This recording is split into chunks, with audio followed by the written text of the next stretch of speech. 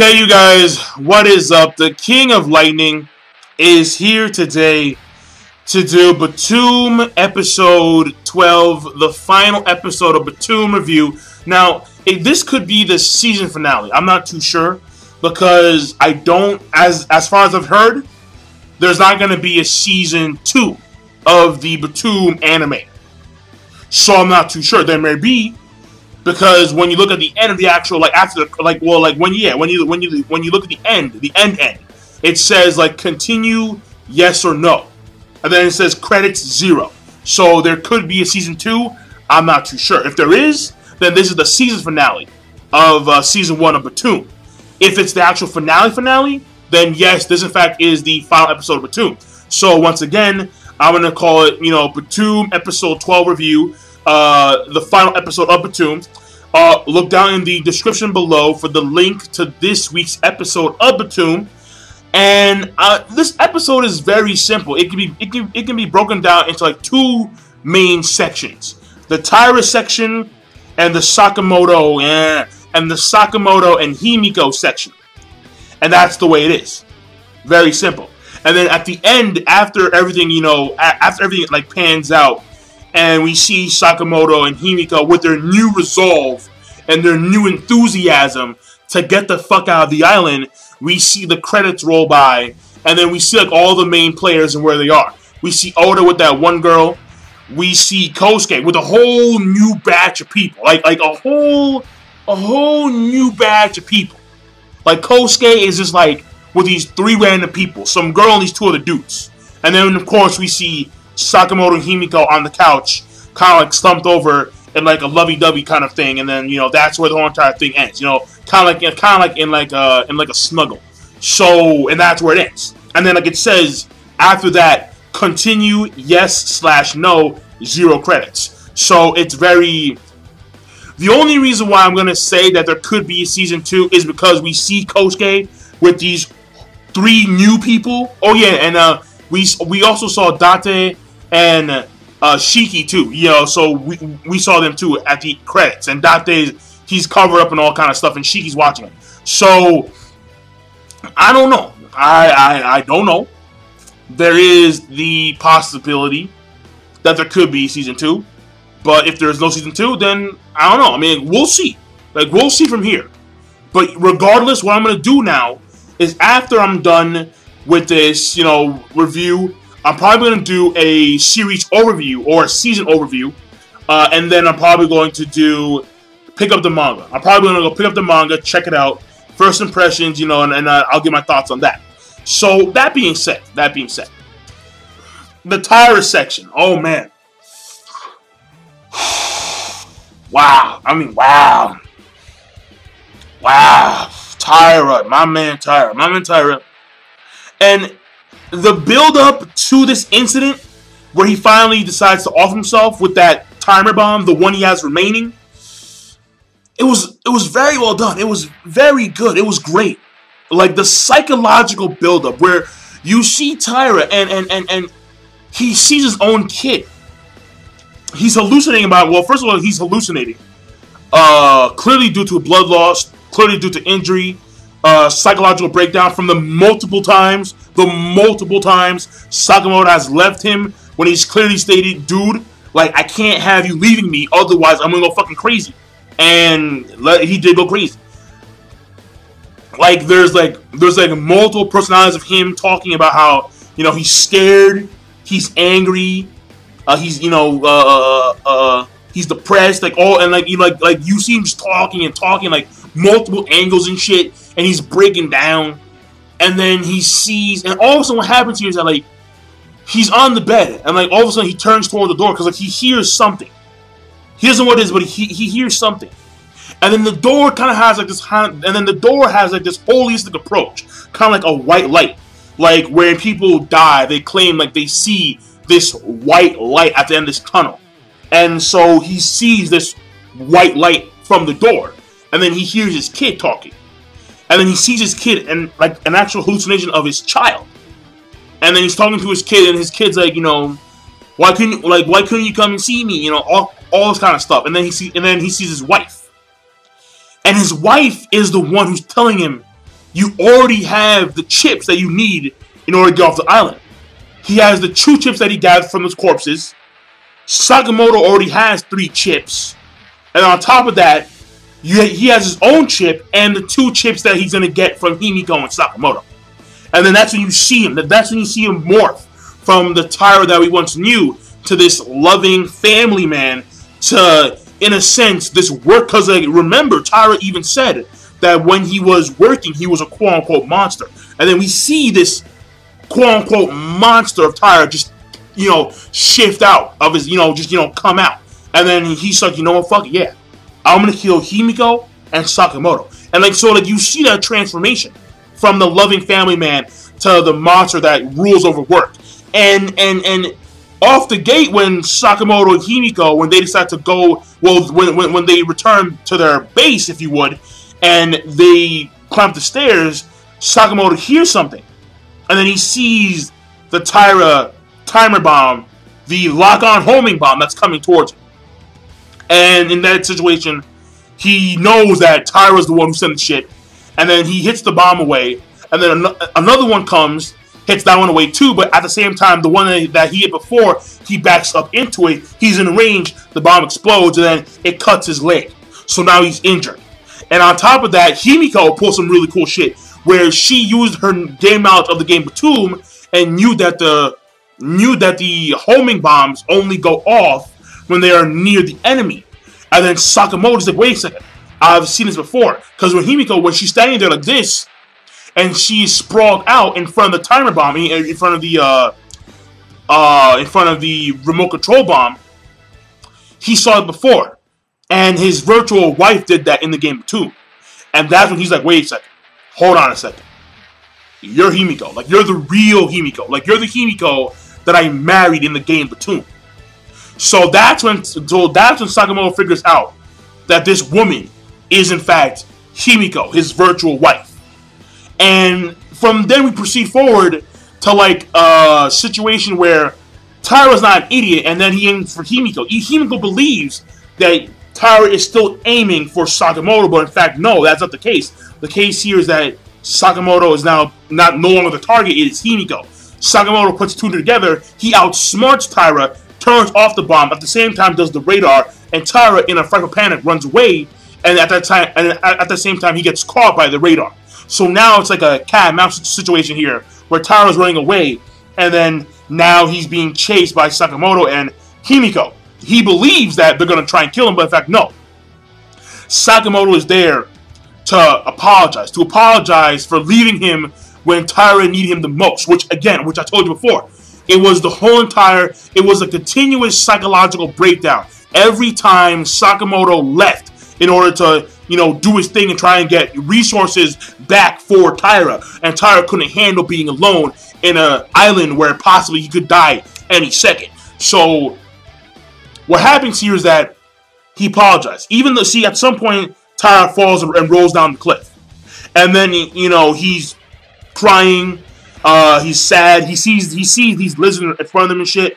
And then he turns around. Well, no. Well, like, before that happens, that he turns around. He hears the voices of Sakamoto and Himiko. He targets them. But before he can press the button, he hears Sakamoto apologizing to him, saying, "I'm sorry. I know I left you. It was the wrong thing to do. You've been there for me, and I couldn't be there for you when you needed it." And he's like kind of breaking down, trying to appeal to Taira. And then Taira hears this.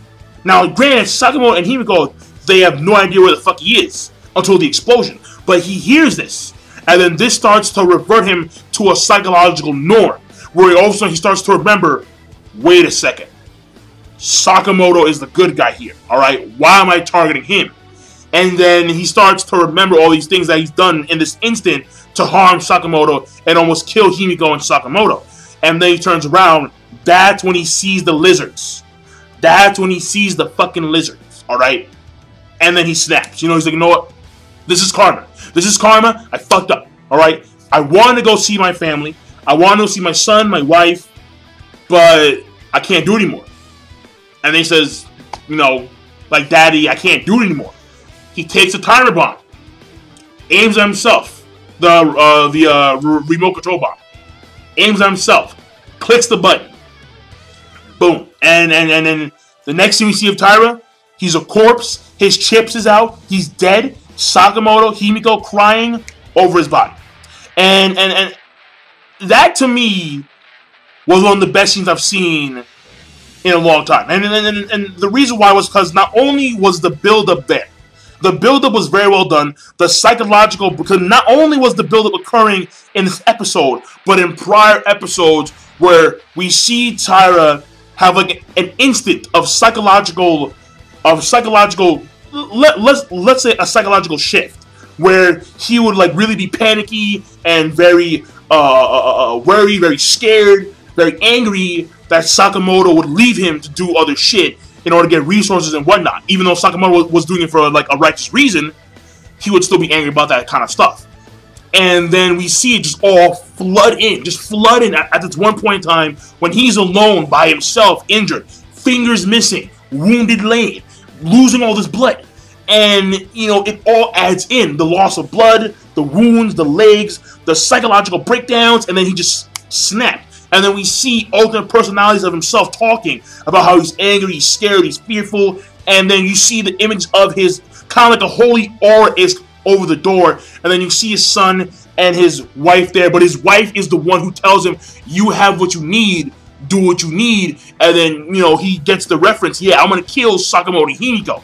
But at the same time, once he starts to revert back to the psychological norm after hearing Sakamoto say that kind of stuff, and on top of that, once he returns to that psychological norm, and then he sees the lizard in front of him, he realized, you know what, yeah.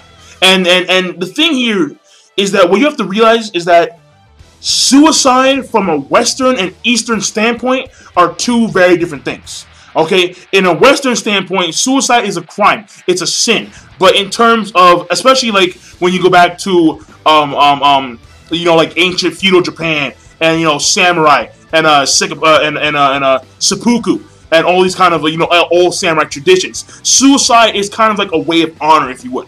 It's kind of like amending for all the sins that you have committed in your life, and you're amending them by taking your own life. Thus meaning that you understand the weight of your sins. Something along those lines here. But you know, like it was a very deep moment. It really was, where he's like, you know what, and then he even says, Daddy, I can't do anymore. And like normally that'd be like a bitchy ass thing to say Daddy, but no, it wasn't bitchy. In fact, it was very sad. It was very sad, very touching. And even though I'm not one that promotes, you know, suicide. You know, of course not. You know, your life is your own. Do what you would. But in that instant, I kind of respected Taira. Like, I really did respect Taira. I don't know about you, but that's what I felt. That's what I personally felt. Like right there, I really respected Taira. And you know, he went out. He ended his own game. And I mean, take it as you would. But in my personal opinion, probably one of the best scenes I've seen in anime. I mean, yeah. I mean, it is kind of hard to. I mean, it is really, you know, outlandish to say that because there's so many other anime. But like, just in my personal opinion, like the way the build-up occurred throughout the entire episode, throughout the entire series, and then it all comes flooding back in, and then you see that, and not only are you seeing his position, but also the position of Sakamoto and Himiko, and how they just intertwine at the end. Like it was very well done. It was great. It was fucking great. It was great. Now the whole entire thing with Sakamoto and Himiko, it was very simple. I mean, basically what wound up happening was that, and in my personal opinion, wasn't as touching, wasn't as deep as the whole entire thing with Taira. But what I will say is that it still had a lot of weight. It still had a lot of magnitude to the overall, you know, story. And what happens basically here is that we see Sakamoto, and you know, Sakamoto and Himiko, they are now mourning the loss of Taira.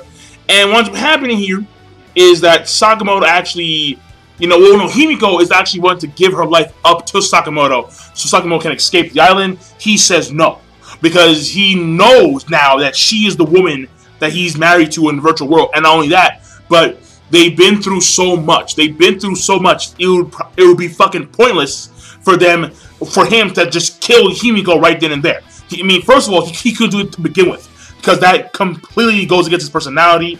Him as an individual could just not do so. Just kill his friend like that? No way.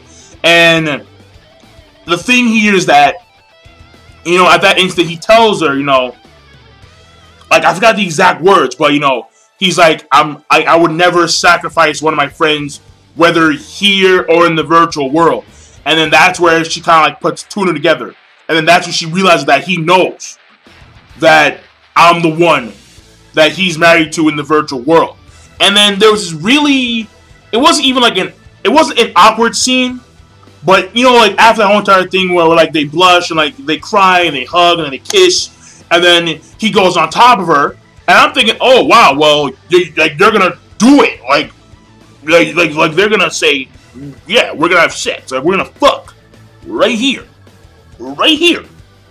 and after you guys just saw your friend commit suicide, it's just like, yeah, but the thing here was that that's not what happened.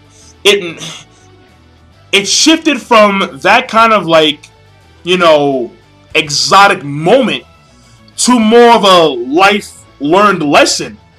Because all of a sudden, when he's about to go and do his thing, and he's doubting himself, he sees Oda's image. And I'm like, what? Like, he sees Oda's image, and then he is like, and Oda's like, come on, man. The ones who act first are the winners, alright? You act first, you win. You don't, you lose. End of story. And then Sakamoto's like, no. That's bullshit. That's bullshit, because the most important thing here is caring. It is caring for others. It is putting yourself not first, but putting yourself last in terms of individuals around you. And he remembers how during his childhood, his father would always do the same thing he did, where he would go to work and he would not care about his family and yada yada yada. And then he remembers how this kind of portrayed through him when his mother divorced his father, married someone else, and then we see Sakamoto like punching his, punching that what's the word here? Punching the man that his mother remarried, and then, kind of causing chaos and havoc within the house itself. And we see that kind of pan out. And he realizes that all the stuff he's done in his life was because he tried to emulate Oda. All the stuff that he did in his life, all the negative shit that occurred in his life, or at least a majority of it, was due to because he tried to emulate Oda. But now I realize that Oda, in a sense, was wrong. He was wrong. And instead of fucking Himiko, he's like, you know what, no. Let's take it step by step. And hopefully he tells her, like the last scene, he tells her, yeah, you know what, I'm not going to do you right now. I'm not going to do you. Alright? We're gonna take it slow, step by step. And we're going to, so once we leave the island, we're going to date officially. And, that was a touching moment too.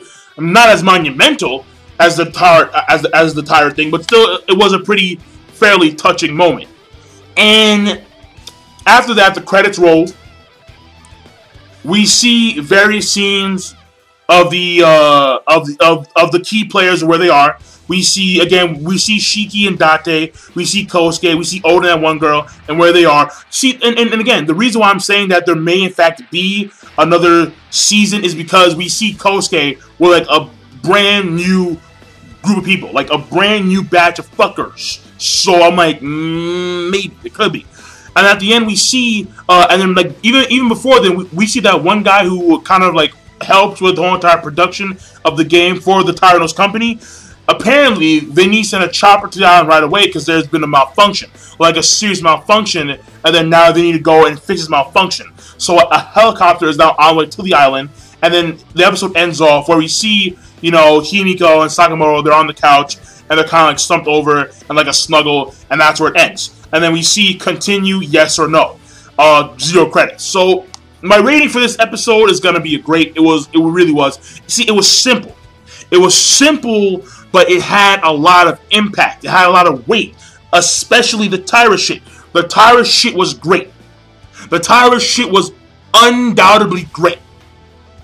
The Himiko and Sakamoto stuff, that was that was good too, but it wasn't as like monumental because it did have weight. Her willing to sacrifice her life for Sakamoto, despite the warnings that Shiki gave her about men. She was like, no, you know what? I'm willing to give my life away for the man I love. Because without Sakamoto, not only would I have not made this far, but also my will to survive in general, regardless of being on this island or at home, would not have been there. Because Sakamoto was the one who married her in the virtual world and gave her courage. Because her friends who said, you know, fuck you, because, you know, fuck you, because we got raped because of you, which clearly was their fucking dumbass's fault, but whatever. The thing here is that this kind of this stunted Himiko from a growth standpoint, and Sakamoto helped spur that growth forward of the individual Himiko. And without Sakamoto, that would not have been possible. So, I mean, take it as you would. But the beginning portion with Taira, that was great. The follow-up was good. And then the credits that kind of reveal that stuff, that was whatever. But, you know, still, so it had some weight to it. So, will there be another season? I'm not too sure. Hopefully there will be. I mean, yeah, why not? But I'm still, regardless, gonna go pick up the manga, check it out. First impressions. I'm probably gonna do a manga must read, and you know, like we'll go from there. So that being said, King of Lightning, the rating for this episode is gonna be great. Once again, look down in the description below for the link to this week's episode of Btooom, and I'm signing out. Be sure to rate, comment, and of course subscribe. Peace. Have a nice day.